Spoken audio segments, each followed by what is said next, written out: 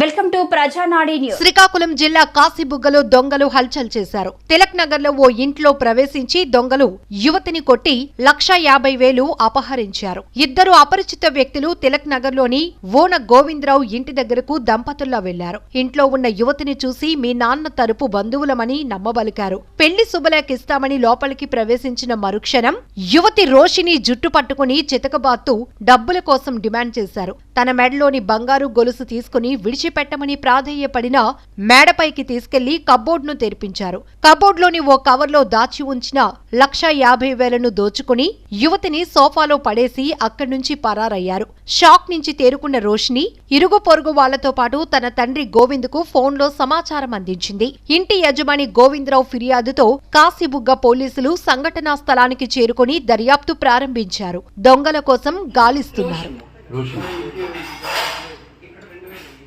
ఆశ్రమం నుంచి వచ్చారు అలాంటి లేదు వెళ్ళిపోండి అయిపోయింది. అక్కడ 10 మినిట్స్కి ఒక ఆంటీ అంకుల్ వచ్చారు. ఇలా పెళ్లి కార్డు ఇవ్వడానికి వచ్చాము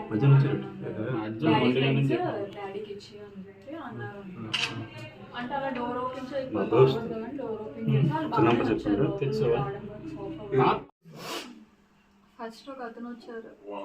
ఇలా అనాథాశ్రమం నుంచి వస్తున్నాము, ఇలా డబ్బులు ఇవ్వండి అంటే ఇంట్లో ఎవరు అదే లేదు వెళ్ళిపోండి అంటే ఒకసారి చూడండి ఇలా ఫైల్ చూడండి మీరే డబ్బులు ఇస్తారు చూస్తా అంటే లేదు ఇంట్లో ఎవరు లేరు వెళ్ళిపోండి అని చెప్పి అన్నాం.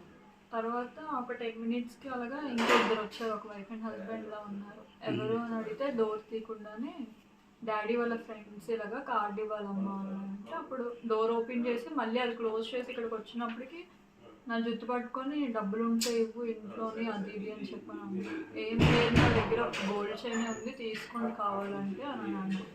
లేదు మాకు డబ్బులు ఇవ్వు గోల్డ్ వద్దు అని చెప్పి అంకుల్ ఆంటీ ఇద్దరు అన్నారు. తర్వాత అలా నన్ను పైకి తీసుకెళ్ళిపోయి రూమ్స్లో చెక్ చేసి ఆ డోర్తి ఈ డోర్తి అని అదో తీసాక క్యాష్ తీసుకొని మళ్ళీ అలానే డ్రాగ్ చేసుకొని కింద వరకు వచ్చి ఇక్కడ వదిలేసి వెళ్ళిపోయారు. ఎంత పోయింది? 1,50,000.